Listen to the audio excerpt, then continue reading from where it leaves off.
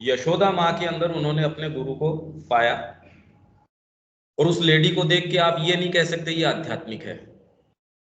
जो latest fashion होती थी फ्रांस के अंदर, सिगार पीना, पार्टियां देना, शराब पीना, क्योंकि एक्स वाइस चांसलर थी, उनके हस्बैंड चक्रवर्ती जी, उनकी वाइफ थी, खुद बड़ी संभ्रांत लेडी थी। तो श्री अरबिंदो के समय के हैं वो।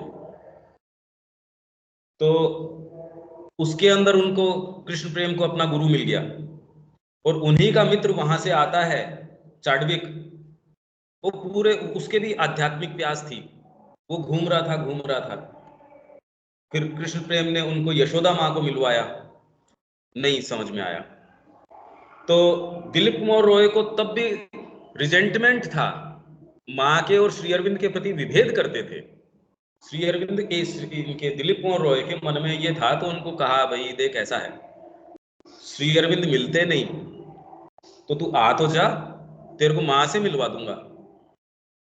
तो कहा हाँ ठीक है कोई नहीं। तो माँ से समय लिया गया, थोड़ा समय मीटिंग का। तो माँ के पास लेके गए, और जब वो वापस आए तो कहा क्या क्या बात हुई। दिलीप कुमार रॉय ने पूछा क्या बात हुई। तो मेरे ये समझ में नहीं आया तेरे रिजेंटमेंट किस चीज का था। मैंने माँ को पहले ही दृष्टिपात में, I was swept away of my feet, मेरे पांव के तले की जमीन खिसक गई। तेरे को दिक्कत किस चीज से थी। माँ को पहले ही दृष्टिपात में मेरे को तो कपाट खुल गए। और उसके बाद में उन्होंने जो पोएट्री लिखी है, उनकी पोएट्री ऐसी सुप्रीम पोएट्री। जिए बहुत थोड़े समय, कुछ ही समय बाद मर गए थे, थोड़ा ही काल रहा। और उनका जो कपाट खुला, वो व्यक्ति जो उनका मित्र है वो तो वहां मिर्तोला के अंदर बैठा है, हिमालय पे। दूसरा साउथ के अंदर, वहां तमिलनाडु के अंदर बैठ के, कहा गुरु, पहले एक दृष्टिपात में ये है शौक, आपका ये कपाट खुल जाता है। फिर आपको बुद्धि से थोड़ी समझा सकता है कोई, ये बुद्धि का विषय नहीं है। आपको कोई समझा ही नहीं सकता कि ये करना चाहिए या नहीं चाहिए। सती जी को कितने लोग समझाने आए थे, नारद जी स्वयं समझाने आए कि अरे तू ये कहाँ शंकर जी के पीछे पड़ रही है, ये तो सुंदर रूप नहीं, ये सारी चीजें इसके, इससे तो विष्णु भगवान कितने सुंदर है, उनका वर्ण क्यों नहीं कर लेती। तो उसने कहा लड़कियों की कमी पड़ गई क्या दुनिया के अंदर, मेरे पीछे क्यों लगा हुआ है, और इतनी सारी लड़कियां उनके पास चला जा। तो नारद तेरा उपदेश मेरे हृदय के अंदर ठहर नहीं रहा। आप हु कहे सतबार महेशु, तेरा तू तो कही क्या, महेश स्वयं आके मेरे को सतबार भी कहे कि किसी और का वर्ण कर ले तो भी नहीं करूंगी, ये निष्ठा है। कोई लड़कियों की कमी पड़ नहीं गई, औरों को जाके कह दे कि विष्णु का या जिसका भी वर्ण करना है, मेरे पीछे क्यों पड़ा है, ये निष्ठा है। आपको अंदर से ये महसूस हो जाता है ये मेरे गुरु हैं। तो उनका ये हमारा फ्यूजन हो गया इस तरीके से। इसके बाद में एज सुन एज आई सा श्री अरबिंदो आई रिकग्नाइज्ड, ये माँ का 11वां वॉल्यूम है, जिसका पेज 38-39 है, 11वें वॉल्यूम का। As soon as I saw Shri Aurobindo, जैसे ही मैंने श्री अरविंद को देखा, I recognised in him the well known being whom I used to call Krishna, जिसको मैं कृष्ण पुकारती आई थी, उनको मैं रिकॉग्नाइज कर लिया, मैंने पहचान गई। And this is enough to explain why I am fully convinced that my place and my work are near him in India. इसीलिए मैं कन्विंस्ड हूं कि मेरा स्थान और मेरा कार्य यहाँ उनके समीप इंडिया के अंदर है। तो माँ से जब उनकी जीवनी के विषय में पूछा गया, उन्होंने कहा मेरी जीवनी खाली 3 ही लाइन के अंदर है। मैं इंडिया श्री अरबिंदो से मिलने के लिए आई, उनको देख के उनके कार्य के लिए मैं उनके साथ रह गई, और उनके चले जाने के बाद में, तिरोहित होने के बाद में, मैं उनके कार्य के लिए यहाँ रह गई। बस इसके अलावा मेरा जीवन नहीं है। जगदम्बा ये बात कह रही है, और एक्चुअल में बात यही है। हम भी जो इतने उद्देश्य बताते हैं, उनका वास्तव में सब निरुद्देश्य है।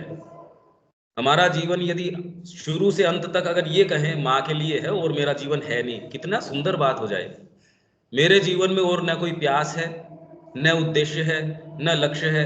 एकमात्र माँ मेरे से क्या चाहती हैं।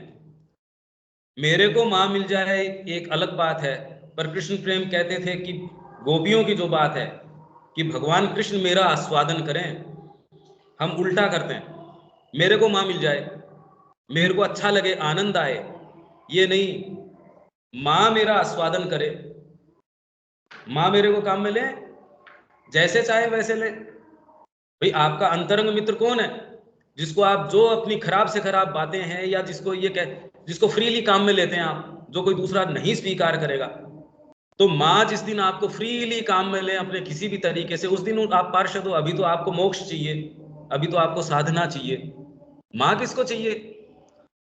हरिमोहन को जब भगवान कृष्ण का स्वप्न नाटक है ना श्री अरविंद का, तो हरिमोहन को वो क्या बोलते हैं कि लोग मेरे से कोई भक्ति चाहता है, कोई मुक्ति चाहता है, कोई ज्ञान चाहता है, पता नहीं लोग क्या क्या चाहते हैं, और जो वो चाहते हैं वो मैं उनको दे देता हूं, पर अपने आप को नहीं देता। क्यों? मेरे को कोई चाहता ही नहीं है। मेरे पास तो कोई किसी के लिए मेरे को मोक्ष मिल जाए, मेरे को इतना आनंद आ जाए, भक्ति में इतने आंसू आए मेरे, ये बड़ा अच्छा लगता है लोगों को। पर माँ मेरे को क्या चाहती है मेरे से, ये प्रश्न एक अलग प्रश्न है। माँ आप क्या चाहते हो मेरे से, और आपका सुख उसी में है जो माँ आपसे चाहती है, तो बहुत अलग बात हो गई। आप साधना कर रहे हो या नहीं कर रहे हो, ये बड़ी दुश्चिंता लगी रहती है, ये इतनी गंभीर चिंता है। अब मैं ये आपको क्या बताऊं, श्री अरविंद और माँ की जिन्होंने जीवनी लिखी, रविंद्र जी, रविंद्र जी ने उनकी जीवनी लिखी। बड़े लेट समय बाद में उन्होंने एक बार माँ को ये पूछा कि माँ इतने बरस हो गए मेरे को, आपके शब्द के अलावा मैंने और कोई दूसरा काम किया नहीं, आपने जो कहा वो ही मेरा आदेश, वो ही मेरी अंतिम चीज रही, पर अभी भी लगता है मेरे को कुछ प्राप्त नहीं हुआ। कौन व्यक्ति क्या बात कह रहा है, आप उसका मर्म समझिए कि उस व्यक्ति ने सोते उठते बैठते जागते कभी और दूसरा विचार नहीं लाया। वो उसके जीवन में और कोई दूसरी प्यास नहीं और कोई दूसरी बात नहीं। वो माँ को वो कह रहे, माँ मैंने आपके अलावा और कोई दूसरी चीज सोची नहीं और कोई दूसरा कार्य किया नहीं, फिर भी रिक्तता। और माँ का जवाब और भी मास्टरफुल है। माँ कहती है, नो वंडर, इसमें आश्चर्य की बात नहीं कि तेरे साथ ये हो रहा है, क्योंकि अभी तक तो खाली तेरे ऊपर ही कंसंट्रेटेड था, तेरे को खाली तेरी साधना से मतलब था, इसलिए तू मेरे बारे में ही सोच रहा था या जो भी कर रहा था। अल्टीमेटली आपकी साइकोलॉजी ऐसे ट्रिक खेलती है। इससे हम किसी साधक की अवमानना नहीं कर रहे, हम अपनी प्रकृति को उघाड़ के देख रहे हैं, ये हमारी प्रकृति है। सतप्रेम जिन्होंने सारा एजेंडा लिखा, और माँ कह रही है पता नहीं कैसी विशेष बात है, तू आता है तेरे को मैं सारी बात कह देती हूँ। ऐसे मेरे अनुभव कहती हूँ, एजेंडा में जो अनुभव है वो तो आज तक की मनुष्य जाति की रिकॉर्डेड है ही नहीं कहीं भी। ऐसे जो अनुभव एजेंडा के अंदर रिकॉर्डेड है वो तो वेद वगैरह में कहीं भी नहीं है, वो तो पहली बार देखा है किसी ने। रूपांतर योग तो हुआ नहीं ना पहले। तो माँ के जो सेल का जो ट्रांसफॉर्मेशन है वो सारे के सारे जो माँ की वहां वार्ताएं हैं, और वो उसको बताती थी। जब वो आता था तो उससे अंतरंग बातें करती थी, वो तो एजेंडा में है ही, और एजेंडा के ही तीसरे वॉल्यूम में है शायद। वो कह रहे पूरी विश्व में, यूनिवर्स के अंदर खाली तेरे को तेरे से ही मतलब है और किसी से मतलब नहीं है, तेरे को मेरे से कोई मतलब नहीं है। जबकि अपने प्री फेस में शुरू कहां से करता है जो सतप्रेम, वो देखो वो माँ श्री अरविंद के बारे में कितनी सुंदर सुंदर बातें कहता है। तो क्या इधर तो आपको माँ जो कह रही है उसको शब्द से मानना पड़ेगा कि क्या बात कह रही है वो। यही आप वार्ता सुनिए जो सुरेंद्र नाथ जी जोर है, उनकी तो टेप है। उनको वो जो भी कहते होंगे माँ तो उनसे जो कह रही है, अब ये बातें करनी नहीं चाहिए पब्लिकली।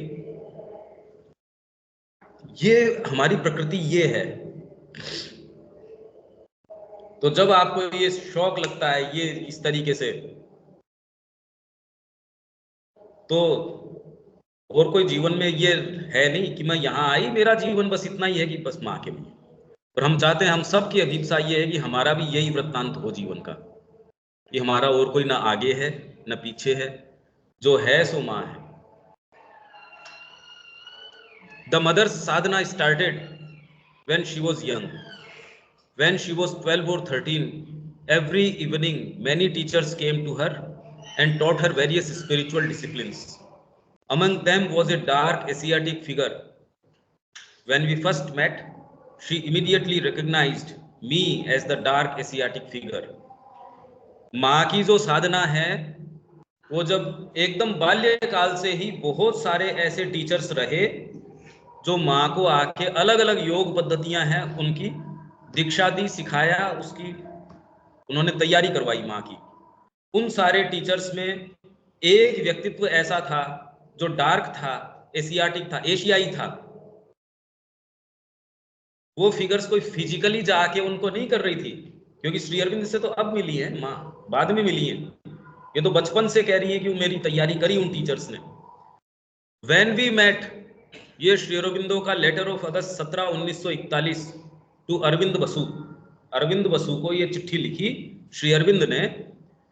तो among them was a dark Asiatic figure, व्यक्तित्व एक था एशियाटिक, एशियाई।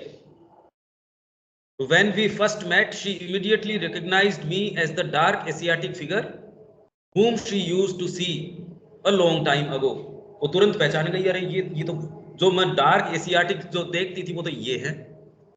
इसका मतलब और कितने कितने अलग अलग गुरु आके उनको तैयार कर रहे हैं। That she should come here and work with me for a common goal was as it were a divine dispensation. ये भगवान की इस तरीके से एक योजना का अंग है कि माँ यहाँ आए और मेरे साथ कार्य करें। ये श्री अरविंद कह रहे हैं। तो ये आज के दिन की सिग्निफिकेंस है और ये बहुत परम महत्व की है। ये खाली आश्रम के लिए तो विशेषकर है ही, श्री अरविंद आश्रम के लिए, और जो श्री अरविंद और माँ के अनुयायी हैं उनके लिए एक विशेष दिन है ही, पर ये मनुष्य जाति के लिए भी बहुत बड़ा दिन है। जैसे भारत की स्वतंत्रता दिवस के लिए श्री अरविंद ने कहा कि भारत के लिए ये महत्व का है, मेरे लिए भी विशेष महत्व का है, और ये पूरी मनुष्य जाति के लिए, सबके लिए परम महत्व का दिन है। ये भारत की स्वतंत्रता कोई सामान्य विषय नहीं है।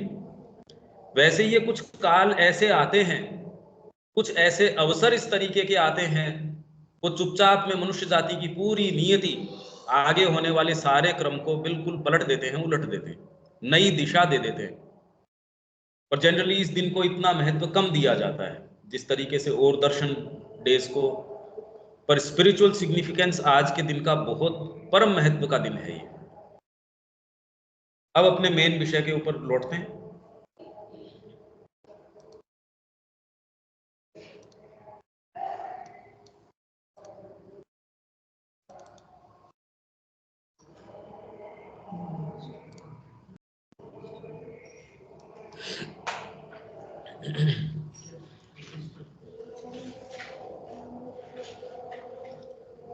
हमने जहां छोड़ा था सुबह, उसके बाद, क्योंकि जो प्रसंग सुबह हमने पकड़ा था उसको मैंने एक्सप्लेन किया था, आपने कहा कि ये अभी एक्सप्लेन कीजिए। तो 4 महाशक्तियां किस तरीके से कार्य करती हैं वो हमने बात करी। एक पूर्ण कार्य के लिए चारों की ही क्रिया संलग्न होती है। चारों शक्तियों की क्रिया एक पूर्ण कार्य के लिए संलग्न होती है हर के अंदर। प्रिडोमिनेंट कोई हो सकती है, आप में कोई एक शक्ति हो सकती है, पर उसके इर्द गिर्द फिर बाद में दूसरी शक्तियों की क्रिया होनी शुरू हो जाती है। ये आपके स्वभाव की रचना करती है। आपका जो आंतरिक स्वभाव है उसकी रचना ये ही करती हैं। अब इसके अंदर ये अपना, क्योंकि एक कंक्लूडिंग सेशन भी होगा, हाँ, पर मैं ये देख पा रहा हूं कि पहले सेशन से लेके आपकी ग्राह्यता में फर्क पड़ा है। धीरे धीरे आप जिस तरीके से ग्रहण कर पा रहे हैं उसमें फर्क आया है। कुछ चीजें क्लियर हुई हैं, कुछ प्रसंग पहले क्लियर हुए हैं। अब प्योरली साधना के आधार के ऊपर और आप इसमें अंतरंग जो प्रश्न हो आप रोक लीजिए, क्योंकि इसमें ये सौभाग्य इस तरीके का है, इसमें मेरा व्यक्तित्व या आपका व्यक्तित्व या ये स्थान ये कोई भी महत्व नहीं रखता। वो प्रश्न आप सामने रखते हैं, उसका जो सहज रूप से जो मेरे अनुभव से उत्तर है, वो अनुभव कोई व्यक्तिगत कोई बात नहीं है उसमें। जितना सारा मैंने अध्ययन किया है, जो अनुभव में लिया है, मैं उसके अनुरूप, और माँ इस समय क्या प्रेरणा देती हैं वो मैं आपको पहुंचा दूंगा। तो आप मेरे को संबोधित नहीं करते हैं, वो प्रश्न एक तटस्थ तरीके से सामने रखते हैं, आपकी हृदय की जिज्ञासा है, वो जिज्ञासा मैं उनको भेंट कर देता हूँ, वो आपको जो उत्तर देना चाहती हैं वो उत्तर देती हैं। अगर आप इस तरीके से मानते हैं तो आपका सीधा संवाद हो सकता है, वो नहीं मानते तो आप अपनी ही ग्रेस को उतना शॉर्ट सर्किट करते हैं। तो अब ये कंक्लूडिंग होगा इसके माध्यम से हम, क्योंकि ये ओवरव्यू ले रहे हैं गीता का, इसमें अंतरंग कैसे जाएं। मैं बार बार ये कुछ चीजें बड़ी सोच समझ के, कुछ को ये महसूस हो सकता है कि मैं डिटूर ले रहा हूँ, मैं वो डिटूर नहीं ले रहा। मैं क्या करता हूँ उसके बारे में बड़ा कॉन्शियस हूँ कि किस किस कितना क्या है, और वो कितना बीज रोपण कर रहा है या क्या कर रहा है, क्योंकि ये काम मैं करता आया हूँ, इसलिए मेरे को पता है। मैं बड़ा कॉन्शियसली कर रहा हूँ जो मैं कर रहा हूँ, और मैं ये भी जानता हूँ कि आप इस विषय में कॉन्शियस नहीं है और इतना जल्दी हो भी नहीं सकते। अतः आज की मनोवृत्ति के दृष्टिकोण से गीता की व्याख्या करना और गीता से सर्वोच्च और सर्व संपूर्ण, ये 14 नंबर पेज है, के रूप में हमें निस्वार्थ कर्तव्य पालन की बलपूर्वक शिक्षा दिलाना एक त्रुटि है। ये हम बात कर चुके हैं। जिस प्रसंग से गीतोपदेश हुआ है, प्रसंग क्या था? गीता का उपदेश इस प्रसंग से हुआ कि इसका जो पात्र है, मेन किरदार है अर्जुन, जो इसका नायक है, हीरो है, उसके जीवन के अंदर द्वंद्व पैदा हो गए, ड्यूटीज की क्लैशेस पैदा हो गए। कौन सा करूं? आपको ये इसलिए महसूस नहीं हो रहा क्योंकि अभी आपने पदार्पण किया नहीं, इसलिए आपके ये द्वंद्व नहीं है। हाँ, द्वंद्व कब हो सकता है? एक सैनिक है, कल उसकी शादी है, आज अगर वहां से कॉल आ गया, उसको वो शादी नहीं कर सकता, वो तो जाएगा। या आपको कोई ऐसे ड्यूटीज के कॉल आ जाते हैं, अरे क्या करें, ये करना था। पर इतना तो हमारे फिर भी होता है, इससे ज्यादा क्लैशेस जीवन में नहीं होते। जिन्होंने भी महत्वपूर्ण काम किया उनके जीवन में तो कुछ द्वंद्व आते हैं, पर जिन्होंने सामान्य जीवन जिया उनके ये द्वंद्व आते नहीं। उनके द्वंद्व तो ये रहते हैं, ये वाली कामना पूरी करें या ये वाली करें, इनमें नुकसान कौन सी में कम होगा, ये वाली करने में कम नुकसान होगा, या कौन सी वाली में या तो हम कुछ ज्यादा फायदा देखते हैं, या नुकसान कम कौन से में होगा, दो खड्डे हैं कौन से में गिरना चाहिए, तो हम तय करते हैं कौन सी की गहराई कम है उसमें गिरना चाहिए, ज्यादा गहरे में नहीं गिरना चाहिए, हाथ पांव टूट जाएंगे। तो हमारा चयन लगभग इस तरीके से होता है। पर हमारे हर भाग का अपना डिमांड है।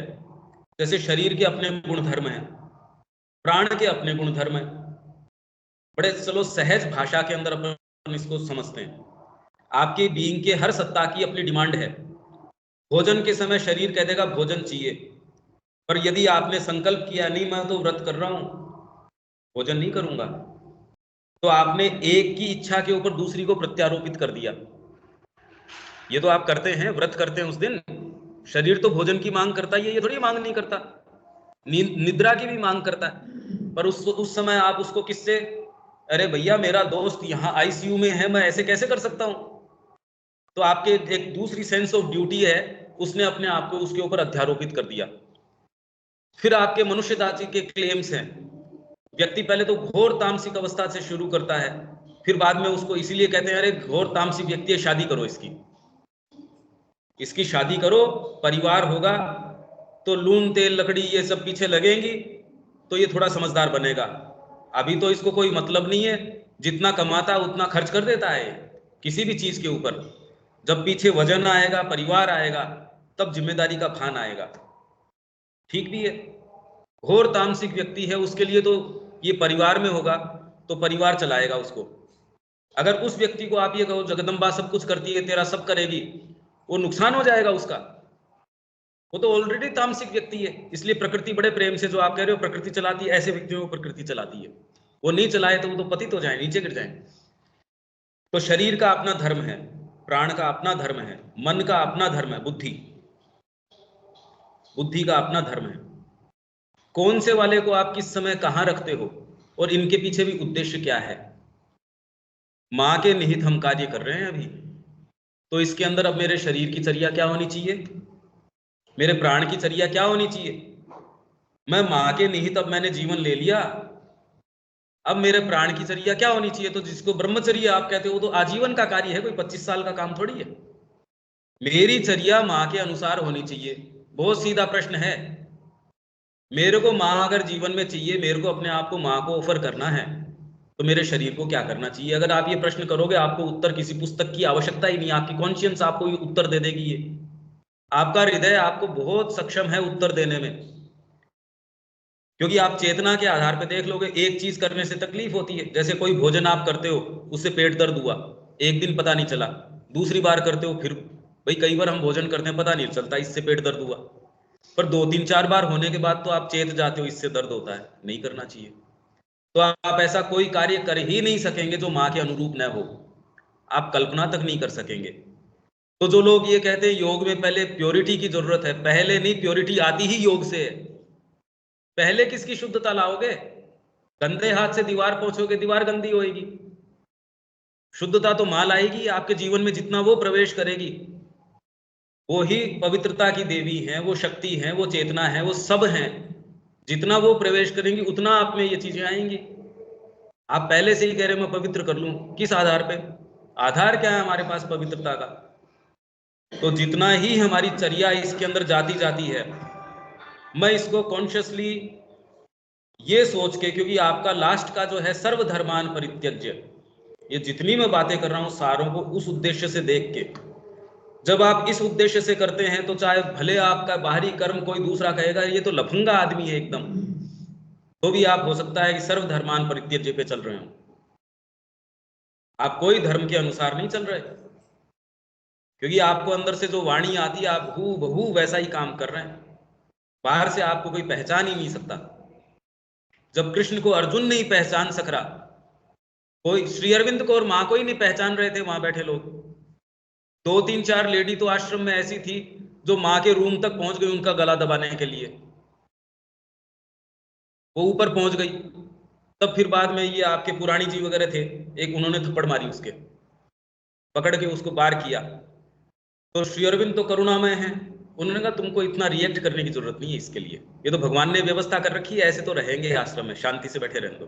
ये बाहर जाके गंदगी करेगी, अपने आश्रम में रहने दो ना शांति से, वो तो करुणामय है। तो ऐसे लोग वहां आश्रम के अंदर जो रोज कोशिश ये करें इनका गला दबा दो, फिजिकली, मन से नहीं, वो तो पहुंच गई वहां गला दबाने के लिए, रोज का ये काम। तो अर्जुन के जीवन में ये सारी चीजें इसलिए इंपॉर्टेंट है कि जैसे ही आप इस मार्ग में, भगवान यदि आपकी अंतरात्मा की वाणी है, वो जब वाणी आपके अंदर प्रभावित होती है तो दूसरे धर्म उसके सामने नहीं चलते।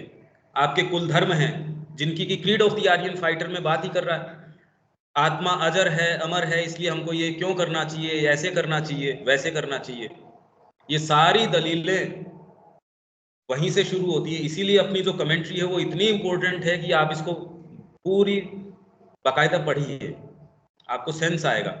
और इसका सेंस यदि आप साइकोलॉजिकली अपने आप से जोड़ते हैं तो एक्चुअल में समझ में आएगा कि जब आपके सेंसेशंस चित्कार कर रहे हो, कह रहा है ना, गांडीवम संस्ते हस्तात, गांडीव जो है हाथ से संस्ते, और मुख जो है वो मेरा सूखा जा रहा है।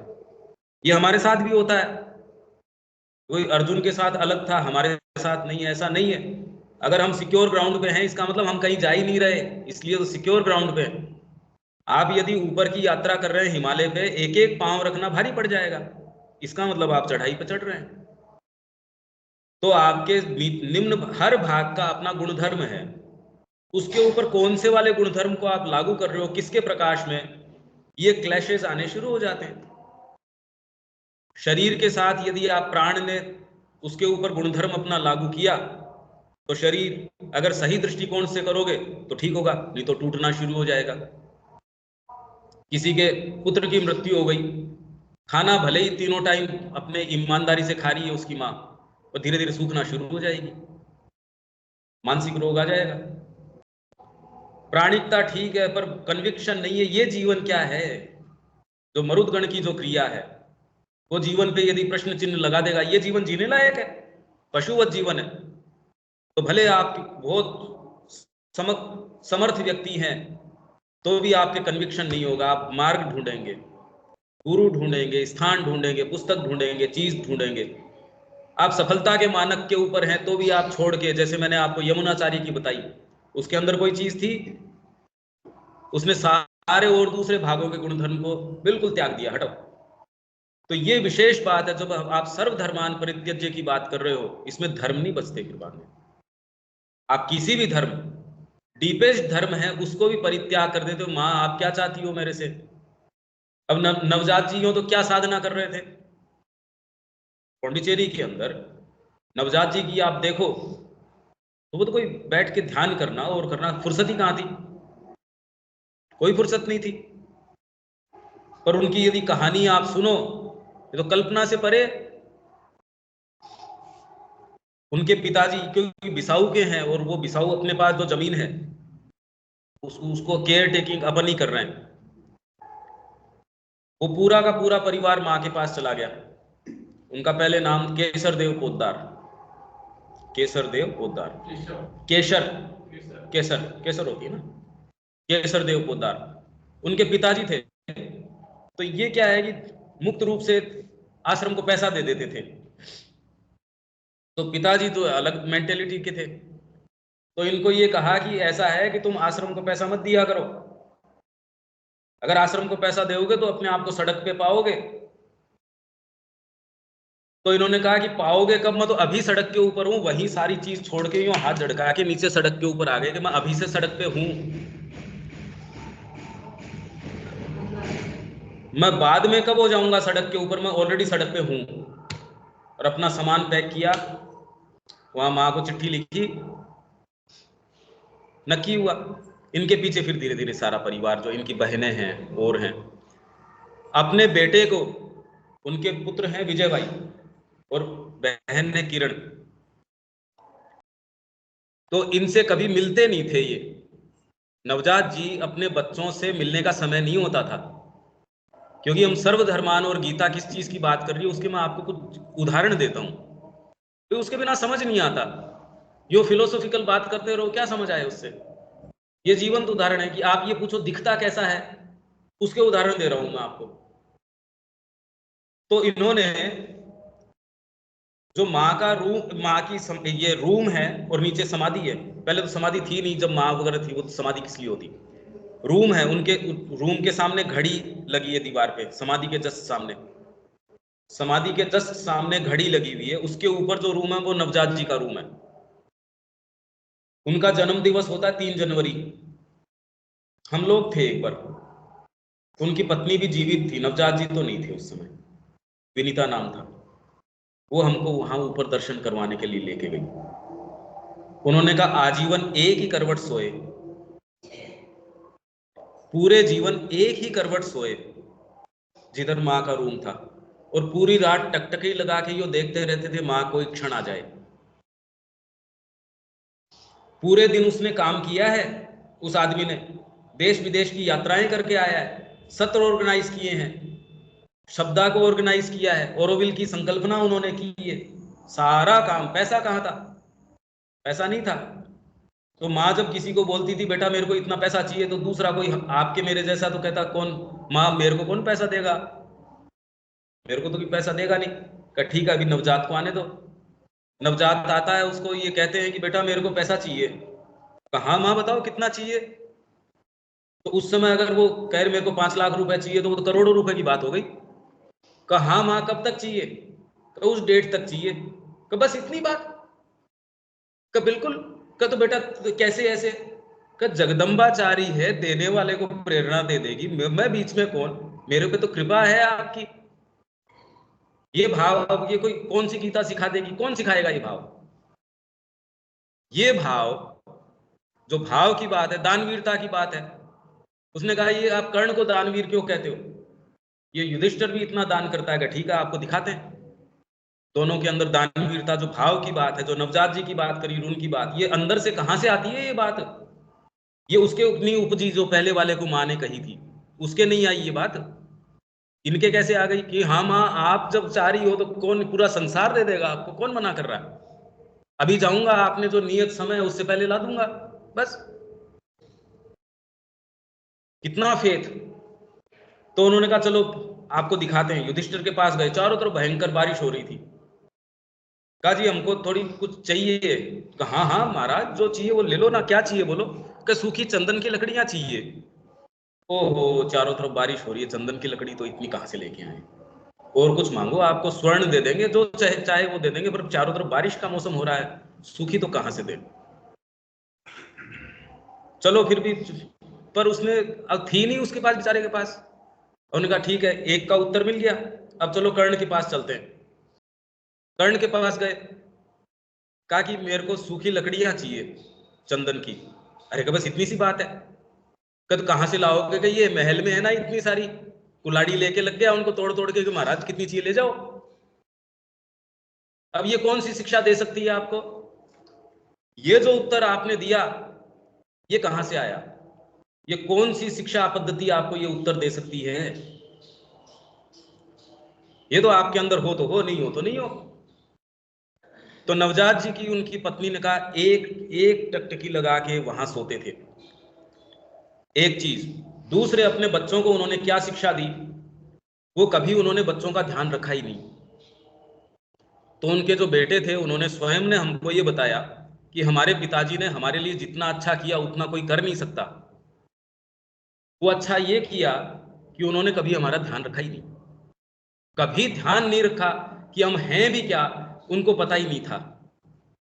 इसलिए माँ स्वयं भेजती थी द्युमन भाई को कि जाओ विनीता से पूछ के आओ कि दोनों बच्चों को कोई चीज चाहिए।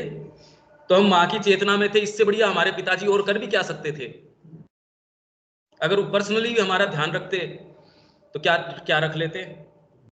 उन्होंने स्वयं हमको अपनी चेतना में रखा कि जाओ बच्चों को पूछ क्या, विनीता से पूछ क्या कि दोनों बच्चे ठीक है ना, उनको किसी चीज की आवश्यकता है।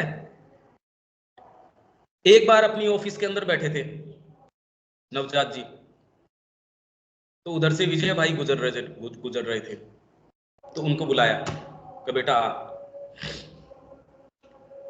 गए, कहा कि तेरे को देने के लिए मेरे पास, तुम दोनों बच्चों के लिए मेरे पास कुछ भी नहीं है। तुम दोनों बच्चों को देने के लिए मेरे पास कुछ नहीं है।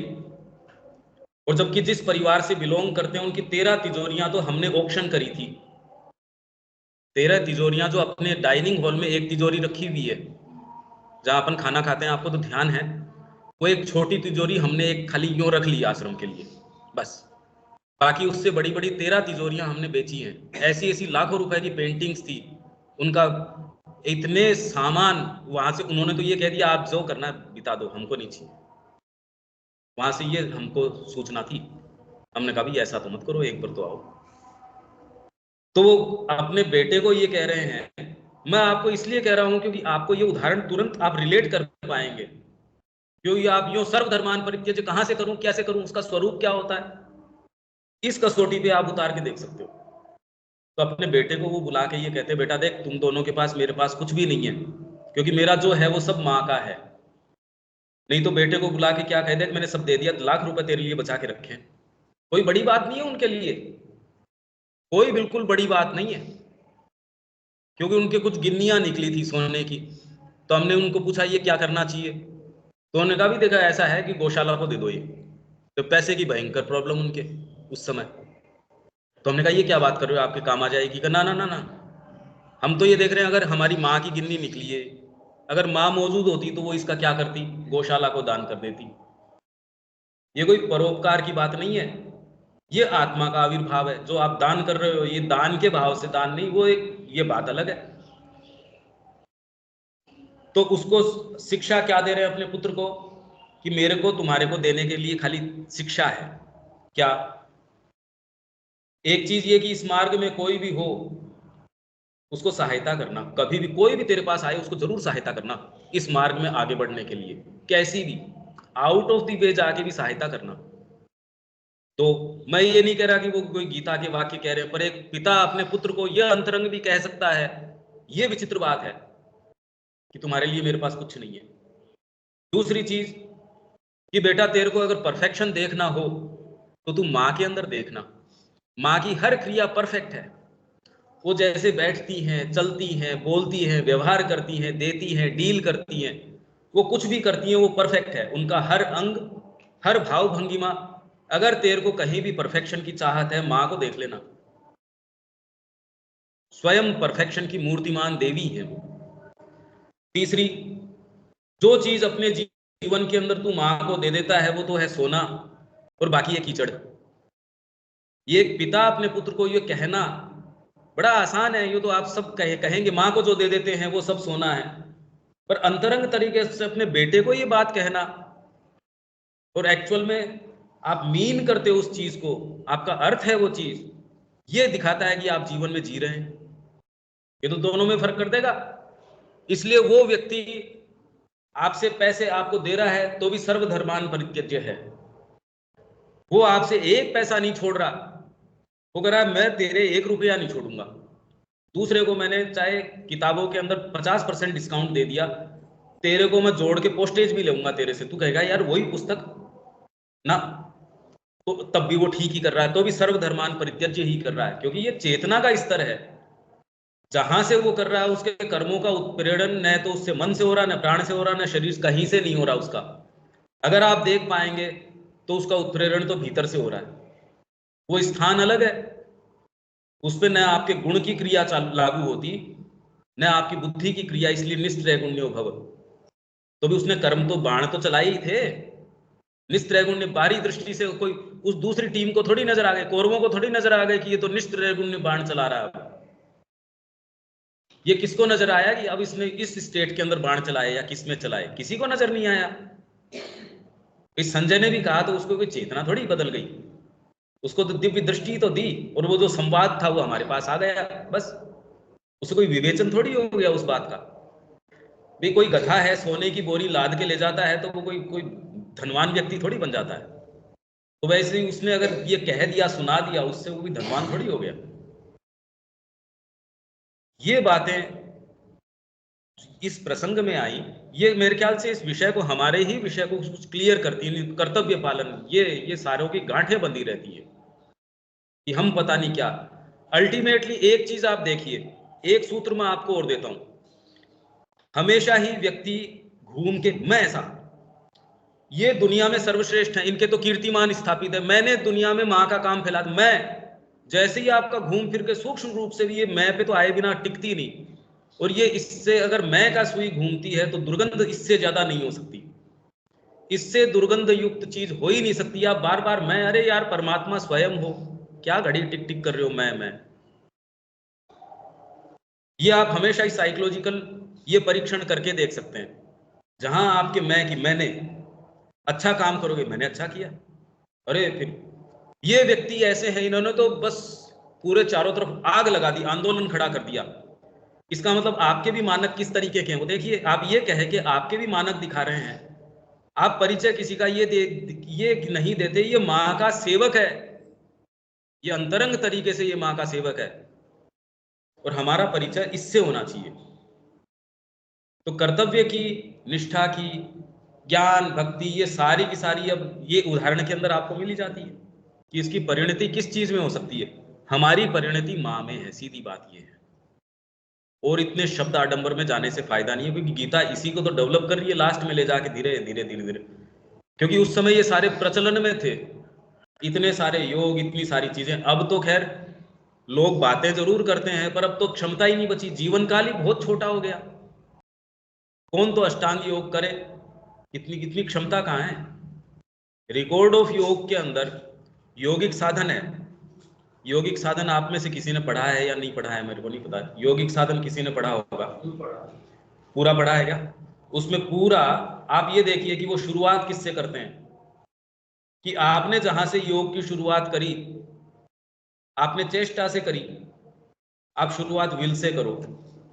विल मतलब अब वो तो सीधे ही कह रहे हैं कि सर्वधर्मान परित्यज्य से शुरुआत करो, वो परिणति नहीं, शुरुआत है योग की। रिकॉर्ड ऑफ योग शुरू यहीं से कर रहा है। आपको याद है क्या ये कि वो शुरू क्या क्या अर्थ हुआ इसका? अगर आप शुरू में ये कह दो कि आप ही कर रहे हो तो फिर अब योग कहां रह गया, उसकी पद्धति कहां रह गई? थोड़ी सी कल्पना करके बताइए, इसमें कोई पद्धति रह ही नहीं जाती। आप इसको थोड़ा सा इंट्रोस्पेक्ट करेंगे, इसमें कोई पद्धति नहीं रह जाती। पद्धति का मतलब तो इसके अंदर चेष्टा है, चेष्टा शून्यता। शुरुआत पहली लाइन तो यही कर रही है कि आपने जहां से शुरू किया। जनरली लोग वैसा ही करते हैं, पर ये उल्टा तरीका है, चेष्टा से नहीं, नो चेष्टा। Start with the will, will say शुरू करो। कैसे करो? तो ये बात श्री अरविंद को कह रहे हो, बड़ी विचित्र बात है। जिस प्रसंग से गीतोपदेश हुआ है उसका किंचित मात्र विचार करने से ही यह स्पष्ट हो जाएगा कि गीता का ऐसा अभिप्राय हो ही नहीं सकता, क्योंकि इस उपदेश का संपूर्ण कारण, जिस प्रसंग से इसका आविर्भाव हुआ है और जिस कारण से शिष्य को गुरु की शरण लेनी पड़ी, उसका मूल तो कर्तव्य की परस्पर संबद्ध विविध भावनाओं का जटिल रूप से उलझा हुआ वह संघर्ष है, जिसका अंत मानव बुद्धि के द्वारा खड़े किए गए सारे उपयोगी बौद्धिक और नैतिक भवन के ढहने में होता है। उसका अर्जुन का जो बौद्धिक और नैतिक भवन था वो ढह गया। ये बैरियर आप लोगों को इसलिए महसूस नहीं हो रहा क्योंकि आपका भवन अभी ढहने की न तो उसको आशंका है कि वो ढहेगा और न उसको कोई खतरा है कि वो भवन ढहने वाला है। इसलिए अर्जुन को जो कहा जा रहा है, उससे जो डिमांड करी जा रही है, वो भी हमको समझ नहीं आ रही, क्योंकि इतनी बातें सुन के भी आप में से सारे कन्विंस्ड है कि आप जाके उसी नौकरी में चले जाएंगे, उन्हीं चीजों में चले जाएंगे, इसलिए आपके भवन को कोई खतरा नहीं है। पर गीता जहां से शुरू होती है वो शुरू उस भवन के ढहने से होती है। और मैं तो आप लोगों से ये प्रश्न करता हूं कि वास्तव में कितनी गहन है ये गहना कर्मणा गति, कर्म की गति कितनी गहन है, ये गीता कहती है। आप मेरे को विचार करके बताइए कि एक्चुअल में यदि आपको यूं ही छोड़ दिया जाए और आपके अंदर अभिप्सा भी हो कि मेरे को परमात्मा को पाना है, पर कैसे कर्म करूं क्या मैं?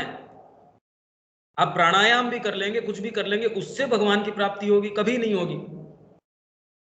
आप कितने भी योग कर सकते हैं, वो आपको इसके लिए अनुकूल बना सकता है, और वो भी शायद मुश्किल है। आपका प्रयास आपकी एडेप्टेबिलिटी को खत्म और कर देगा। इसलिए माँ की एक प्रार्थना है कि आपका प्रयास भगवान और आपके बीच में एक बाधा बन जाता है, क्योंकि आप चेष्टा कर रहे हैं, आप चाहते हैं उससे मिल जाए, और ऐसी चीज चाह रहे हैं जिसकी आपको कल्पना तक भी नहीं है होता क्या है। जैसे पशु कल्पना नहीं कर सकता कि मानवीय चेतना क्या होती है, यदि वो कल्पना कर सके तब तो मानव बन ही गया। वो मानव की संभावनाओं की कल्पना पशु नहीं कर सकता। अगर उसकी कल्पना में आ जाए इसका मतलब तो वो चेतना मिल गई। तो वैसे ही आज हम बातें करते हैं मोक्ष की ओर की, हमको कल्पना नहीं हो सकती उसकी, क्योंकि यदि आपको कल्पना हो गई तब तो एक्चुएट हो गया। कल्पना क्या हुई? वो तो संसिद्ध हो गई वो बात। तो अभी आप ये सोच रहे हैं मेरे को परमात्मा मिल जाएंगे, उस तत्व का आपको कोई सेंस नहीं है, तो आप उसकी पिक्चर बनाते हैं ऐसा होता होगा, ऐसा होता होगा, जबकि ऐसा कुछ नहीं है। तो जब ये भवन ढह जाता है कि अब मेरे कुछ नहीं, मेरे तो गिरधर गोपाल दूसरों ने कोई, तो मीरा का भजन हम गाते जरूर हैं, पर मीरा क्या बोल रही है और हम क्या बोल रहे हैं? मेरे तो गिरधर गोपाल दूसरों ने कोई, दूसरों ने कोई। एक्चुअल में जब आप ये बात बोलते हो तो आपका ये भवन ढहने के बाद तब शुरू में अर्जुन कहता है शिष्यस्ते हम, बताओ मेरे को क्या करूं मैं? तो अर्जुन श्रद्धा से शुरू करता है कि मैं आप भले मेरे को मार डालिए तो भी मैं आप पे श्रद्धा रखूंगा। और रास्ता भी क्या है? आप शुरू में जैसे माँ और श्री अरविंद कह रहे हैं वैसे चल रहे हैं, आप उसमें कोई किंतु परंतु नहीं कर रहे। ये पद्धति माँ की है, वो जैसा चाहे वैसा, सुख है तो अच्छा है, दुख है तो अच्छा है। तो ये भवन ढहने में होता है। मनुष्य जीवन में किसी न किसी प्रकार का संघर्ष प्राय ही उत्पन्न हुआ करता है, जैसे कभी गृहस्थ धर्म के और देश धर्म या किसी उद्देश्य या अभियान की पुकार के बीच दुविधा। ये तो मैंने बता ही दिया, सैनिक को एक पुकार आती है, गृहस्थ धर्म एक चीज कहता है, वाइफ है आईसीयू के अंदर है, पर अब मेरे को मैं क्या करूं, इस समय तो मेरे को देश की पुकार आ गई। अब यूं तो धर्म उसका पति धर्म तो ये कहता है नहीं यार तेरे को पहले तो इसको देखना चाहिए, पर ना पति से होने से पहले मैं एक देश का नागरिक भी हूं, उसकी पुकार मेरे लिए पहले है। पर देश से पहले फिर बाद में आपकी अंतरात्मा आती है, वो सबसे बड़ा सिंथेसिस है, सबसे बड़ा सिंथेसिस है, वो है परमात्मा स्वयं। इसलिए सारे दावे छोड़ के, और श्री अरविंद का जीवन तो इसका सीधा दर्पण है। आप ये को कहना आसान है, ये बात हम नहीं, रविन्द्रनाथ टैगोर ने ये कह दी कि अरे युद्ध के अंदर जो इस समय संग्राम चल रहा है, श्री अरविंद से ही तो आशा थी, क्योंकि श्री अरविंद जब जेल के अंदर गए और वापस आए तो उनका जो मूवमेंट था वो बिल्कुल खत्म हो गया था, क्योंकि जितने नेता थे उनमें एक आध की तो मृत्यु हो गई थी, शायद तिलक की या उनकी तो वो रहे नहीं थे, और जितने थे वो कोई किसी को जेल में भेज दिया था, कोई गायब हो गया था, और वो जो मूवमेंट था वो टूट गया, खत्म हो गया। तो श्री अरविंद ने उस समय जो पूरा काम किया था, गर्म दल के थे ये तो। और इन्होंने तो कांग्रेस को हथियाने की भी, जो उस समय की कांग्रेस थी, कि उसको कैसे हथिया लिया जाए, और उसमें इसको, जबकि गांधी जी के जो गुरु थे वो तो ये कह रहे ये तो देवता हैं, जो ब्रिटिश लोग हैं ये चले जाएंगे तो हम कैसे इस देश को रखेंगे। तो गांधी जी का जो गुरु था गोखले, गोखले ही था ना? नहीं, गोखले। तो वो तो इसका पक्षधर था कि ये ब्रिटिश नहीं जाने चाहिए, ये जाएंगे तो हम अपने आप को मैनेज कैसे करेंगे। तो जब श्री अरविंद आए तो उन्हीं से एक आशा थी। अब वो जब नहीं रहे तो रविन्द्रनाथ टैगोर फिर बाद में कहा रहे, मेरे रविन्द्रनाथ टैगोर ने खुद ने बाद में कहा, कहते तो किससे, बाद में उन्होंने कहा मेरे मन में ये था, ये तो बड़ा, ये श्री अरविंद ने बीच में ये क्या मन में फितूर आया इनके, हाँ। पर जब श्री अरविंद से वो मिले, और वो तो आपने शेयर किया ही, वो श्री अरविंद को जो उन्होंने वो उनके लिए कविता लिखी ना, औरबिंदो आई रविन्द्रनाथ वो बो टू बी, हाँ, कितनी सुंदर है वो परसेप्शन रविन्द्रनाथ टैगोर को भी था, और वो परसेप्शन आज तक हमको भी नहीं है। अगर आप वास्तव में देखें वो परसेप्शन हमको नहीं है। अगर वो परसेप्शन होता तो हम भटकते कैसे रहते। वो परसेप्शन उस समय उनको था, क्योंकि रविन्द्रनाथ टैगोर कोई सामान्य व्यक्ति नहीं थे। रविन्द्रनाथ टैगोर के यदि आप लेख पढ़ते हैं, इतने सुंदर लेख है भारतीय संस्कृति के विषय में, बहुत सुंदर। तो एक कहानी वो बताते हैं, क्योंकि ये भी गीता से संबंधित है। उन्होंने कहा मैं एक बार यात्रा कर रहा था, भारतीय संस्कृति के अंदर ब्रह्म का विचार इसकी नस नाड़ियों में कैसे बैठा हुआ था, नस नाड़ी के अंदर घूम रहा था। निम्न से निम्न तबके के अंदर भी ब्रह्म का विचार कैसे था, ये देश में कैसे प्रचलित हुआ, उसकी वो एक कहानी बता रहे हैं। उन्होंने कहा मैं एक बार एक कबीले के अंदर गया, मछुआरों का कबीला था। उसके अंदर बिल्कुल सामान्य से लोग, मछुआरे कैसे होते हैं, और फिर भी वो सारे के सारे बैठ के वो कह रहे एक व्यक्ति ऐसा है हमारे अंदर से, वो शाम को आके अपना पूरे दिन की ड्यूटी करता है, गृहस्थ धर्म भी निभाता है, जाल फैलाता है, मछलियां इकट्ठी करता है, और शाम को आके हम सबको ब्रह्म का ज्ञान देता है शाम को।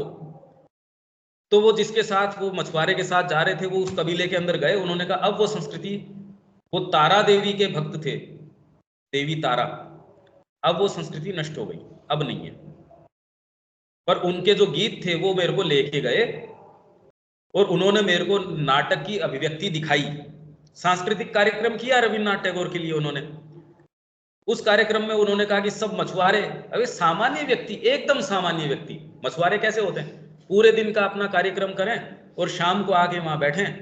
तो कहा कि लेट सब आए, सब अपना सारा काम करके, शामियाना था, फटे पुराने कपड़े, पीछे से गीदड़ की आवाजें आ रही, ग्रामीण माहौल कैसा होगा, बिल्कुल फटा पुराना, लाइट वगैरह की व्यवस्था नहीं, तो लालटेन 2 3 4, संवाद है उसके अंदर, हंसी मजाक भी चल रहा है, गायन भी चल रहा है, सारी चीजें चल रही है। पर बीच में एक प्रसंग आया उसके, ऐसा गंभीर प्रसंग जो आपको अंदर तक हिला देता है, और आपको, आप महसूस कीजिए उसको। उन्होंने कहा बीच में एक प्रसंग आया जिसमें एक व्यक्ति वृंदावन के अंदर प्रवेश कर रहा है, वृंदावन के अंदर एक व्यक्ति प्रवेश कर रहा है, पर उसको रोक लिया गया, ये कहे कि तू चोर है।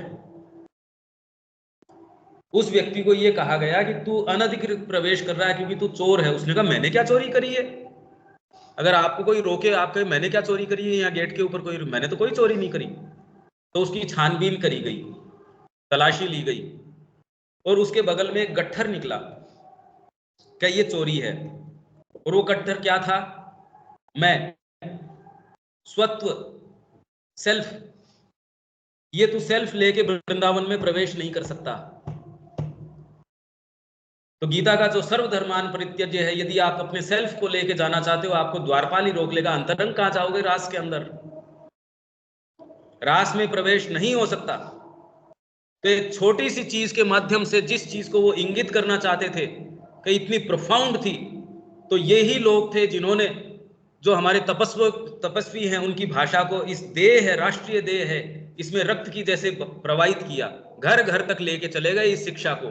ऐसे हमारा देश आज भी जीवित है। आज भी जो जीवित है, हम बात कर रहे थे, वो तंत्र से और पुराण से जीवित है। जितने भी लोग यहाँ घूम रहे हैं, कितनी भीड़ है भयंकर, इसको कोई आध्यात्मिकता का सेंस थोड़ी है। कौन सी चीज है जो इनको खुशी दे रही है?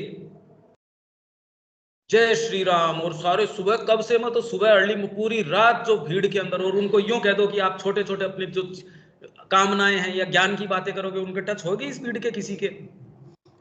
तो यदि आप ज्ञान की बात करते हैं तो कभी भी आध्यात्मिकता हो ही नहीं सकती। ये जोरदार बात है। उसका प्रमाण तो हम बैठे हैं यहाँ, हमारे चारों तरफ ये परिक्रमा लग रही है, ज्ञान की थोड़ी लग रही है, ये तंत्र की लग रही है। भारत को जिसने बचाया वो तंत्र है, बुद्धि के से परे है। ये बुद्धि को बीच में इन्वॉल्व ही नहीं करता। उसको ऐसा आनंद आ रहा है सरयू के अंदर सुबह जाके, और या भीड़ के अंदर जब खड़े हो रहे हैं, सबके हेल्थ की विचारों के, जिसके जो प्रॉब्लम है, कैसे कैसे लोग नहीं आ रहे, तब भी रहे हैं, पाँव के नीचे चित भी रहे हैं, सारे ही काम हो रहे हैं। कौन सी चीज है जो इनको आनंद दे रही है और जो जोश दे रही है? आपका तंत्र दे रहा है। उसने आपके भारत को अभी भी खड़ा कर रखा है। अध्यात्म ने तंत्र के माध्यम से काम कर रहा है। तो अगर हम इन बेसिक्स को नहीं समझें तो हम भारत की आत्मा को नहीं समझ सकते, न इसको गीता को समझ सकते, किसी चीज को नहीं समझ सकते। आप यदि उनको ज्ञान की, कर्म की ये बातें कहो तो इस भीड़ को किसी को कह सकते हो क्या आप? कुछ नहीं। और यही उनको कहो किसी लोक देवता जो उनका प्रिय है उसके पास जाना है, चले जाएंगे। कोई खाने की सुध नहीं, उनको कौन सी विचारों को सुविधा मिल रही है?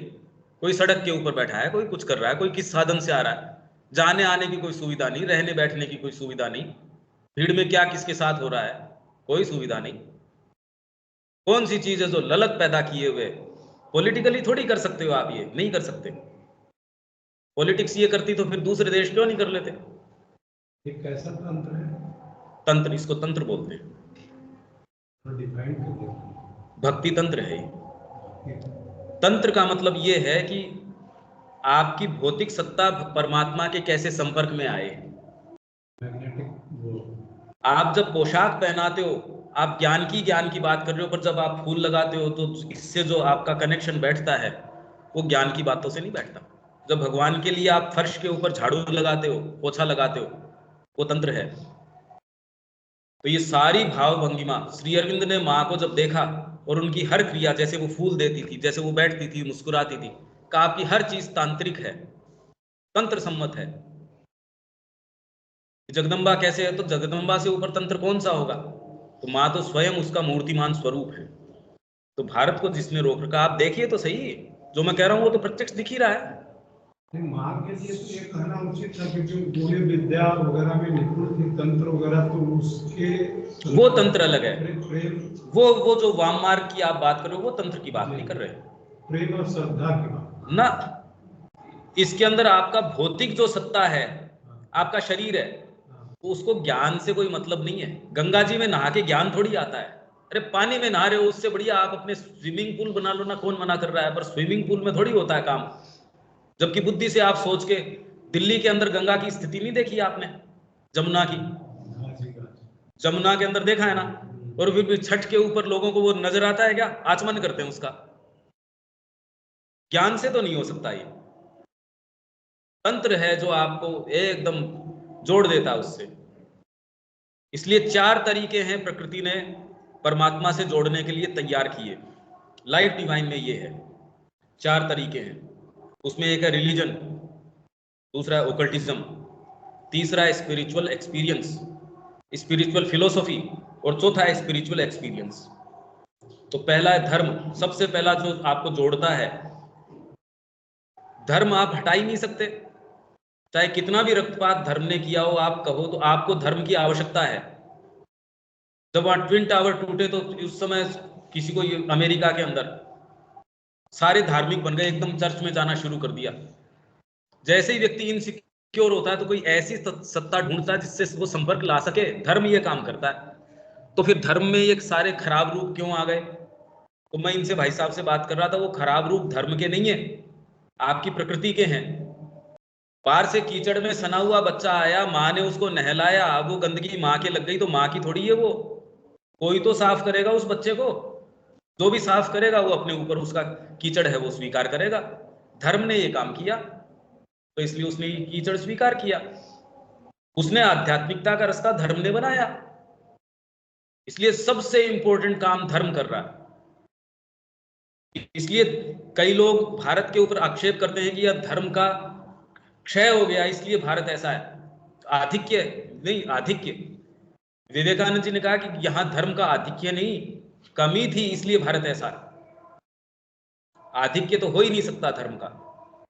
दूसरी चीज है ओकल्टिज्म, जो प्रकृति ने डेवलप करी कि कोई ऐसी सत्ता है। ओकल्ट आपको इनमें से जितने भी आ रहे हैं, इनमें से बहुत अच्छा नंबर ऐसा है जिनको अपने अनुभव होते हैं।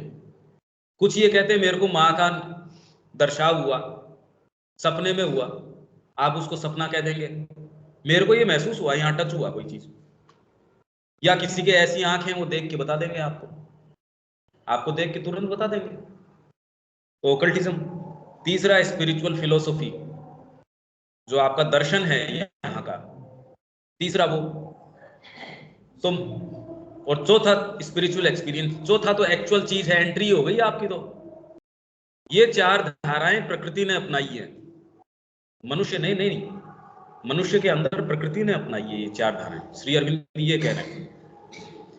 इस माध्यम से कई चीजें अपनी क्लियर होती चल रही हैं। आगे चलें, या आपके किसी के कोई इसमें शंका है तो वो ले लेंगे, क्योंकि मेरे को टेक्स्ट को पूरा करने से कोई मतलब नहीं है। आगे चल सकते हैं क्या?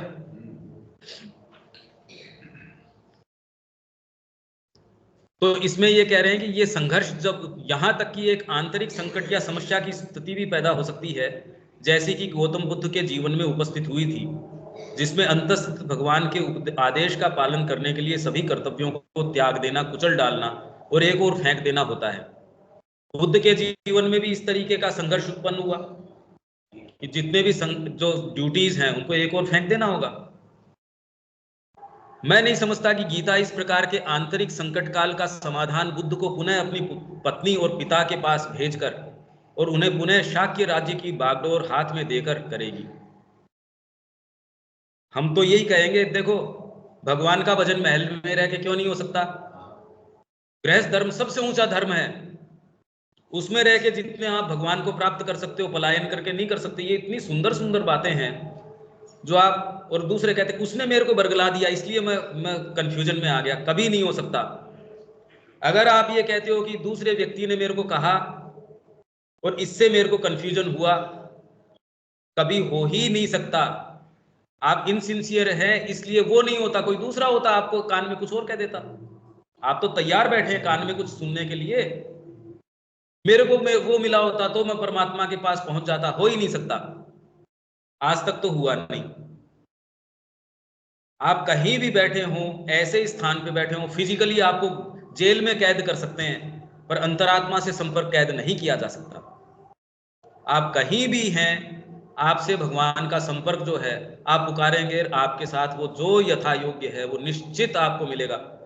ऐसी ऐसी ऊंचाइयों पे अभी भी महात्मा बैठे हैं जहां कोई साधन थोड़ी है, कोई भोजन का साधन नहीं, कोई कल क्या होगा उसका कोई साधन नहीं, और बड़े प्रेम से कुशल क्षेम उनका चल रहा है। इसलिए इसमें गीता जो है ना, वो कह रहे योगक्षेम वहाम्यहम्, योग का क्षेम। आप ये सोच रहे हो परिवार का करूंगा, परिवार का क्षेम पालने के लिए गीता थोड़ी है, योग का क्षेम करूंगा मैं, योगक्षेमम।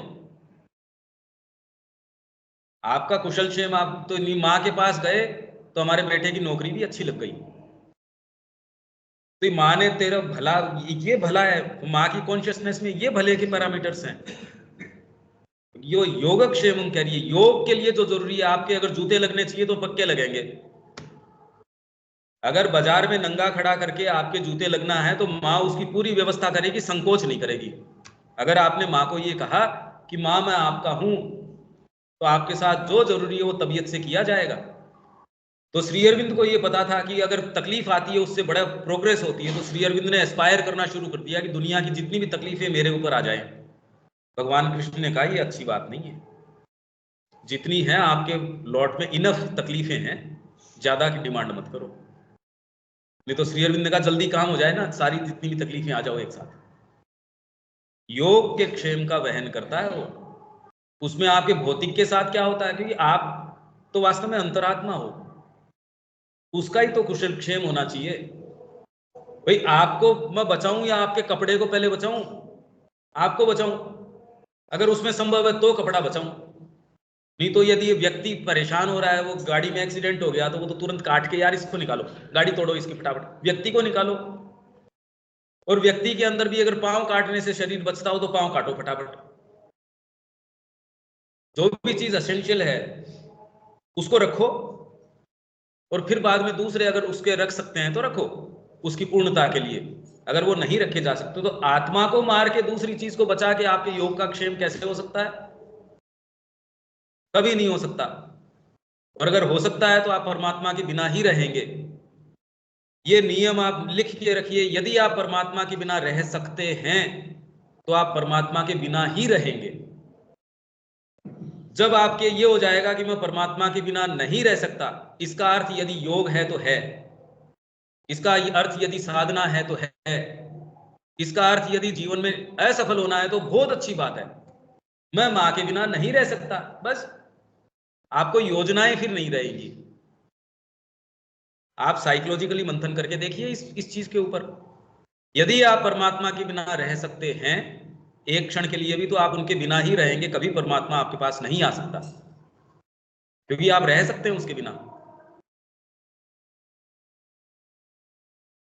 तो ये कह रहे हैं बुद्ध को पुनः अपनी पत्नी और पिता के पास भेजकर उन्होंने पुनः शाक्य राज्य की बागडोर हाथ में देकर करेगी, ये काम गीता कभी नहीं करेगी। नहीं, यह एक रामकृष्ण को किसी स्वदेशी पाठशाला में पंडित बनाकर छोटे बालकों को निष्काम भाव से पढ़ाने का निर्देश करेगी। नहीं, ये एक विवेकानंद को अपने परिवार के भरण पोषण के लिए बाध्य करेगी और इसके लिए वीतराग होकर वकालत या चिकित्सा या पत्रकारिता का पेशा अपनाने को कहेगी। जबकि विवेकानंद जी का तो आप बैकग्राउंड जानते हो, एक ने आत्महत्या कर ली, एक दूसरा जो है वो कैसे कैसी जो सारी समस्याएं थी परिवार के अंदर, जो नहीं होना चाहिए वो सारी उनके पास थी। कुछ नहीं, कुछ नहीं। पर कौन जानता विवेकानंद को यदि हम जो दलीलें देते वही वो सुन लेते और कर लेते, क्या था उसके अंदर। जैसे और सामान्य व्यक्ति है वैसा ही विवेकानंद होता। आप कल्पना कर लीजिए। तो अगर विवेकानंद ये कर सकता है तो हम में से हर जना कर सकता है। खाली सारी चीज निर्णय करती है आपके चयन के ऊपर। आपके पास हमेशा ही परपिचुअल चॉइस होती है, मतलब निरंतर चॉइस होती है। यहां से उठ के आप कौन सी चॉइस को प्रभावी करेंगे आपके ऊपर है, बस। और आपका जीवन आपके लिए भी महिमान्वित होगा और दूसरों के लिए भी ग्रेट होगा। और यूं आप जी के चले जाएंगे, बहुत सारे वर्ष भी हैं तो धरती पे वजन है, और क्या है। ये आप बहुत भी जी लिए तो फायदा क्या उसका। विवेकानंद ज्यादा जिए नहीं, तो 40 भी पूरा नहीं किया मेरे ख्याल से। हाँ, वही 39 और कुछ महीने।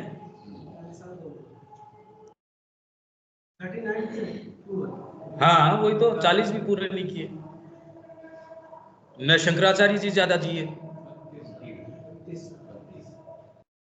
तो ज्यादा जी के करना क्या है? ज्यादा जियो और एक कीड़े का जीवन जियो, उसे फायदा क्या है? ये निश्चित है कि हम सब अगर आत्मा है तो ये काम कर सकते हैं। तो ये स्वीकार करने में दिक्कत कहां है? अगर हमारा जीवन महिमान्वित हो सकता है, क्यों नहीं? ये गीता का संदेश है।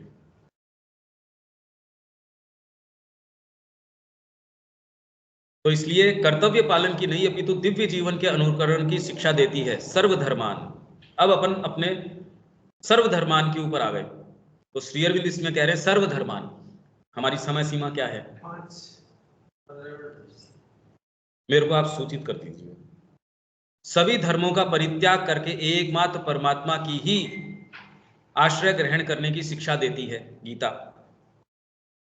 और एक बुद्ध, रामकृष्ण या विवेकानंद का भगवत कर्म गीता की इस शिक्षा से पूर्णतः समस्वर अथवा अनुरूप है। रामकृष्ण जी ने जो किया, विवेकानंद ने जो किया और बुद्ध ने जो किया, वो जो इस सर्वधर्मान का ही कार्य किया उन्होंने। श्री अरविंद ये कह रहे हैं कि यदि उस समय उनको ये कहते नहीं नहीं तेरा धर्म तो अपने पत्नी का पालन करना है या इसका पालन करना है, पेट भरना है, तो वो सर्वधर्मान नहीं होता। उन्होंने उस चीज का पालन किया जो उनकी अंतरात्मा में उनको जो वरेण्य लगा उसका। तो जब उनके साथ ये बेसिकली उनके लिए नहीं, ये हर उस व्यक्ति के लिए है जो परमात्मा का कार्य करना चाहता है। ब्रह्म सारों के अंदर ये उपस्थिति है, तो क्यों ना हम इसको जागृत करें। हम सब में ये है। ये एक जने के जागृत होने से देश जागृत हो सकता है। हम में से जागृत हो और उठो। एक व्यक्ति के दो की आवश्यकता ही नहीं, क्योंकि दो है ही नहीं। दो तो है ही नहीं। वेदांत तो दो को मानता नहीं, है ही एक ही। इसलिए दो को जागृत होने की आवश्यकता ही नहीं। एक भी हम में से अगर उठ खड़ा होता है तो काम हो जाएगा। और एक बुद्ध या रामकृष्ण को, ठीक है, ये तो हो गया। यही नहीं, यद्यपि गीता कर्म को अकर्म से श्रेष्ठ मानती है, परंतु कर्म संन्यास का निषेध नहीं करती। कर्म संन्यास का निषेध नहीं करती गीता, अपितु इसे भी भगवान तक पहुंचने के अनेक मार्गों में से एक के रूप में स्वीकार करती है।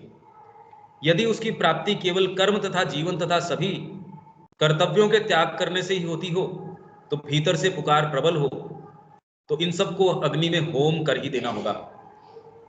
जैसे सावित्री में लाइन है, क्रश्ड द मैनी लॉन्गिंग्स। आपके मैनी लॉन्गिंग्स है, उनको क्रश करके। नहीं तो जिस एक के लिए आपका जीवन बना है वो तो सबसे लास्ट में आता है, और आपके और जो तात्कालिक चीजें हैं वो सामने आ जाती हैं। तो गीता भी ये, जो सावित्री भी ये कहती है। मैं आपको वो पढ़ के बता देता हूँ सावित्री की लाइन, एक ही सेकंड लगेगी।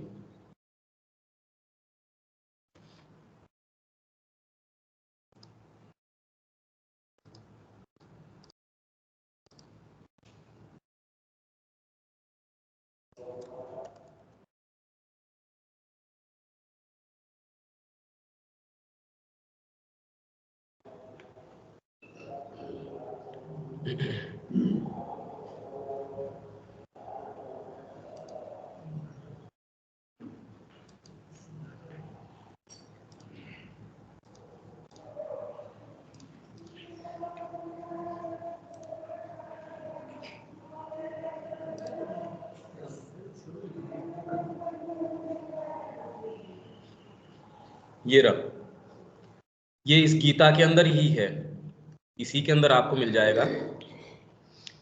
ए power that lives upon the heights must act, bring into life's closed room the immortal's air.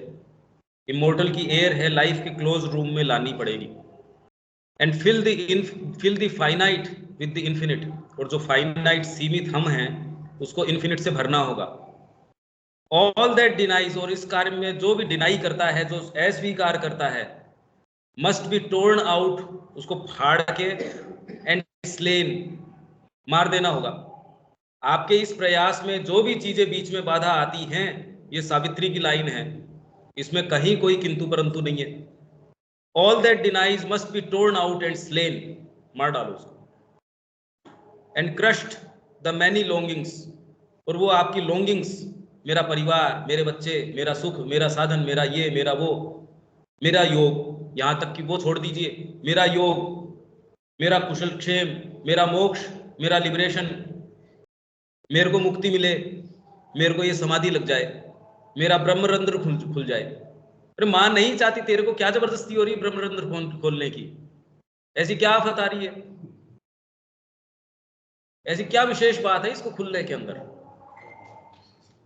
And crushed the many longings, तार निकल गया। For whose sake we lose the one for whom our lives were made। इन सारों के कारण जिससे हम उस एक को चूक जाते हैं जिसके लिए हमारा जीवन बना था, तो ऐसे की क्या आवश्यकता है? हमको किन्हीं की भी आवश्यकता नहीं है, न समाधि की आवश्यकता है, और ये बात हमारी चेतना में आती नहीं। सिंसियर साधक है, वो कैसे भूल जाएगा? आपको लगता है ये आसान है, पर क्या ये जा सकती है? मैं तो ये सीधा प्रश्न करता हूं। और इसी के प्रकरण में मैंने दो जनों का आपको उदाहरण दिया था कि जिन्होंने कहा मैं हमने कभी और दूसरी चीज के बारे में सोचा नहीं, उसको माँ ये कह रही है कि तू अपने ऊपर ही केंद्रित है, तेरे को और मतलब ही नहीं है। तो क्रश्ड द मैनी लॉन्गिंग्स कहां से शुरू करें, कहां खत्म करें?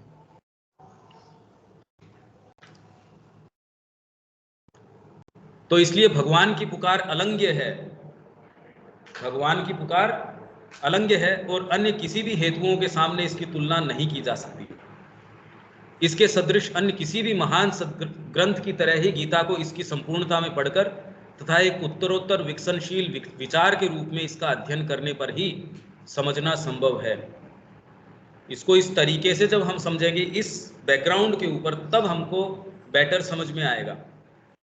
परंतु आधुनिक टीकाकारों ने बंकिम चंद्र चटर्जी जैसे उच्च कोटि के लेखक से आरंभ कर, जिन्होंने पहले पल गीता को इस नए अर्थ में कर्तव्य निष्पादन का अर्थ प्रदान किया, गीता के पहले 3 या 4 अध्यायों पर ही प्राय पूर्ण बल दिया गया है, और उनमें भी समता के विचार पर और कर्तव्यम कर्म की उक्ति पर, जिसका अभिप्राय वही है जो आधुनिक दृष्टि में कर्तव्य शब्द से समझा जाता है, ड्यूटी। इतना प्रोमिनेंटली हर जना कह रहा है मैं तो गीता का कर्म योग कर रहा हूं, और उसकी हमने सुबह बात करी थी कि कर्म का हमारा शुरुआत ही कहां से होती है।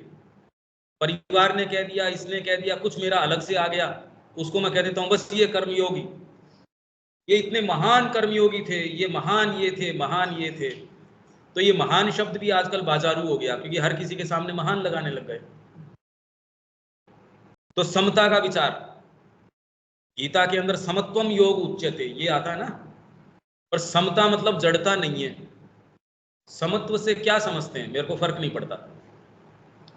समता का यही अर्थ कहते हैं, मेरे को फर्क नहीं पड़ता। पर हमने ऐसा कोई व्यक्ति नहीं देखा जिसके फर्क न पड़ता हो। भगवान कृष्ण के फर्क पड़ता था, चक्का उठा के भाग पड़े थे, रथ का पहिया हाथ में उठा के भाग पड़े थे। तो न तो एक भी अवतार ऐसा है जिनके फर्क नहीं पड़ता वाला अवतार एक भी नहीं है। आप बता सकते हो मेरे को कौन है जिसके फर्क नहीं पड़ता? मां श्री अरविंद के तो है नहीं ऐसा कि फर्क नहीं पड़ता उनके तो बहुत फर्क पड़ता है। तो इसका मतलब समत्व का हमने जो अर्थ लगा रखा है वो जड़त्व से लगा रखा है, इसके फर्क नहीं पड़ता। अरे फर्क कैसे नहीं पड़ेगा? आप जिसको फर्क कहते हो वो नहीं पड़ेगा, वैसा नहीं होगा। आपका इन्वेस्टमेंट शेयर मार्केट में नहीं है, अगर वो क्रैश भी कर जाए आप कहें मेरे फर्क नहीं पड़ता, क्यों? तेरा इन्वेस्टमेंट ही नहीं है, फर्क क्या कहां से पड़ेगा? आप तुरंत देख सकते हैं आपका जहां इन्वेस्टमेंट होगा वहां फर्क पड़ जाएगा। मिस्टर स्मिथ जो है अमेरिका के अंदर मर गया, आपका समत्व है, कोई फर्क नहीं पड़ा। अरे तेरे मामा जी का लड़का था, ओहो, फिर आप पहचानने की कोशिश करोगे, आज तक मिले नहीं, ओहो मामा जी का लड़का मर गया, ओहो तो तुरंत ही आ जाएगा उसके अंदर, ओहो, मतलब आपका इन्वेस्टमेंट पारिवारिक हो गया। अब ये अरे यार तेरे नाम से उसके बैंक में पैसे थे, वही साइन करता तो निकलने वाले थे, ओहो, अब इसका पता करो कि ये कौन था, इसका पता करते हैं, इसके साइन तो बड़े जरूरी हो गए। तो आप देखते जा रहे हैं कैसे जिस व्यक्ति से फर्क नहीं पड़ रहा था, आपका जब इन्वॉल्वमेंट होता फर्क पड़ता है, आपका सीधे सीधे फर्क पड़ता है। किसको? किसका? सबके ऊपर है। जहां जिस चीज के अंदर आपको तकलीफ होगी उसके अंदर कौन ऐसा है जिसके फर्क नहीं पड़ेगा? जड़ता समत्व नहीं है।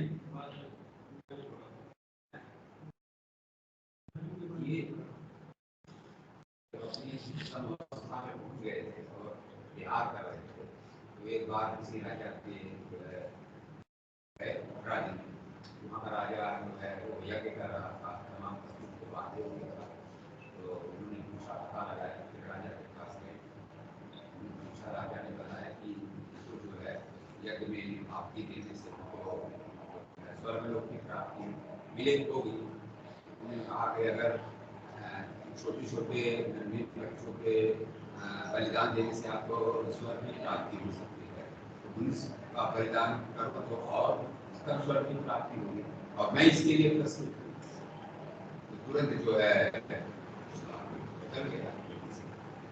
तो उनका हृदय तो विशाल था, वो बच्चे के रूप में भी वही थे और स्वयं को थे ही, इस नाते उसके लिए अपना प्राण देने को तैयार थे।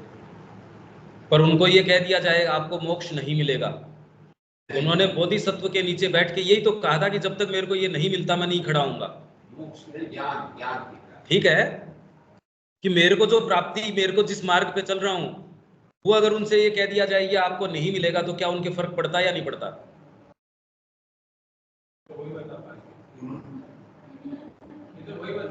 ठीक बात है। फर्क पड़ता है। तमाम गुरु जिस चीज की आप खोज कर रहे हैं उसको काट दिया जाएगा, फर्क पड़ेगा। तो ही तो फर्क पड़ेगा। तो जिसमें आपका इन्वेस्टमेंट ही, उनसे क्या फर्क पड़ना आपके। भाई मैं जिस फ्लाइट से आया हूँ उसके अलावा दूसरी क्रैश हो गई, अब कल परसों आया था इंडिगो जो है उसके साथ, एयर इंडिया के साथ या किसी के साथ उसका पंख टूट गया, बिड़ गई। अब मेरी वाली का फर्क पड़ता है तो मेरे फर्क पड़ता है, मैंने वो न्यूज को स्क्रॉल करके छोड़ दिया बस। तो वैसे ही जिसका जिसमें इन्वेस्टमेंट है उसे फर्क पड़ता है। हाँ, फर्क जिसको आप कहते हो उसका दायरा चेंज हो जाता है। माँ को कोई पुकार कर रहा है, माँ फूल दे रही है, तुरंत हाथ रुक जाएगा। और माँ उस स्टेट के अंदर, ये तो हमने फिल्म में भी देखा है, उसमें माँ रुक जाएंगी। कौन ऐसा व्यक्ति है, भगवान के तो फर्क पड़ता है। जब अम्बरीश के ऊपर उन्होंने छोड़ दी कृत्या तो भगवान के तो फर्क पड़ा। तो अरे किसी के लिए भी, पर जहां तक समता की बात है, मैं तो खाली फंडामेंटली ये कह रहा हूं कि ये जड़ता नहीं है, यही तो कह रहा हूं मैं। आपके प्रतिक्रिया करने का दायरा चेंज हो जाता है। आपका जिसमें इन्वेस्टमेंट है, किसी को मोक्ष में है और उसको ये कह दिया जाए इस पद्धति से मोक्ष नहीं मिलेगा, तो क्या बुद्ध जाएंगे उस ओर? इसीलिए तमाम गुरु बदले हैं? और भी गुरु तो बदले थे।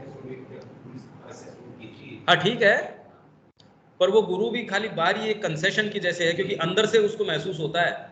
ये नहीं तो बड़ी भयंकर बात हो जाए, जैसे यूं तो दत्तात्रेय के भी थे, वो कोई बात नहीं भी। पर मैं ये कह रहा हूं फर्क पड़ने वाली बात हमने मनुष्य में नहीं देखी आज तक, तो न भगवान में देखी। उनके तो फर्क पड़ता है, नरसिंह जी के तो फर्क पड़ा, तुरंत प्रकट हो गए। आप एक अवतार का मेरे को बताओ जिनके फर्क नहीं पड़ता हो। जड़ भरत था, उसके नहीं पड़ रहा था। जड़ भरत की कहानी सुनी होगी आपने। वो अपना मस्त था, क्योंकि उसका सारा इन्वेस्टमेंट दुर्गा के ऊपर था, उसको कोई प्रॉब्लम ही नहीं थी।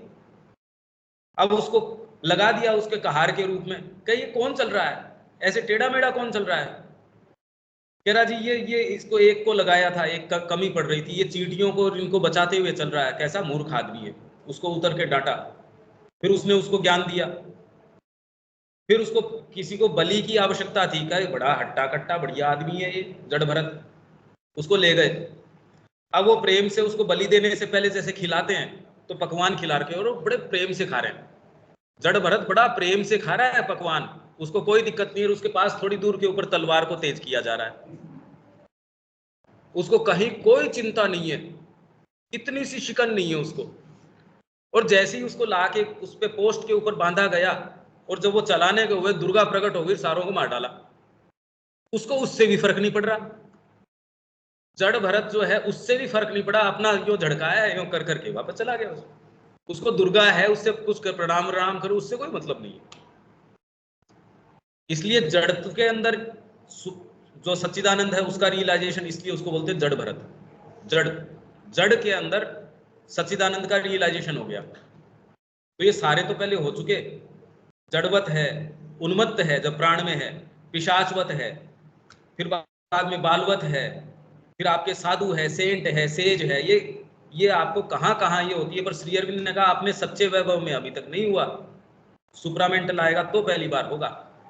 तो जहां तक समता की बात है, ये प्रश्न का उत्तर हमारे पास किसी के पास नहीं है, क्योंकि वो डीप है। हमने किसी को भी नहीं देखा जिसके फर्क न पड़ता हो। न तो देवताओं में देखा, न अवतारों में देखा, न महापुरुषों में देखा। रामकृष्ण जी से बड़ा कौन होगा? उन्होंने कहा जैसे तौलिए को निचोड़ते हैं वैसे निचोड़ा जाता था मेरे को। अपनी पूरी छाती को लहू लुहान कर लेते थे वो ये करके। श्री अरविंद के फर्क नहीं पड़ता था? ऐसा तो नहीं है। 47 तक वो इस चीज के इंतजार में थे कि मैं देश चला जाऊं और वहां की राजनीति को एकजुट कर दूं। तो हमने ऐसा नहीं देखा। माँ के फर्क नहीं पड़ता था, उनके तो पूरा फर्क पड़ता था। तो इसका मतलब जिस तरीके से मानवीय टर्म्स में हम समता कहते हैं, वो समता आपको देखने नहीं मिल सकती। और यदि वो मिलती है वो आध्यात्मिक है भी नहीं, वो तो कंडीशनड है। वो कंडीशनड है, वो सहज नहीं है, हो सकती नहीं, क्योंकि हमने इसकी क्रिया देखी नहीं। तो फिर फायदा क्या हुआ? जड़ होने के लिए थोड़ी आए हैं यहाँ, चेतन होने के लिए आए हैं। और जड़ के भी फर्क पड़ता है। आप गर्म करते हो लोहे को तो फर्क पड़ता है, तब कूट सकते हो। आप यूं ही पहले कूटते तो उसके वो अलग रिएक्ट करता। तो ये विचार मैं आपके लिए इसलिए परोस रहा हूं, आप अपने स्तर के ऊपर जब समता का विचार, श्री अरविंद इसके ऊपर विषय क्या कहेंगे, आपकी बेटर उसके प्रति सुग्राह्यता होगी, ग्रहणशीलता होगी, क्योंकि अभी आप समझ जाएंगे कि मानवीय टर्म्स के ऊपर नहीं होगा, अभी रोकना पड़ेगा। अब क्या कार्यक्रम है और उसके बाद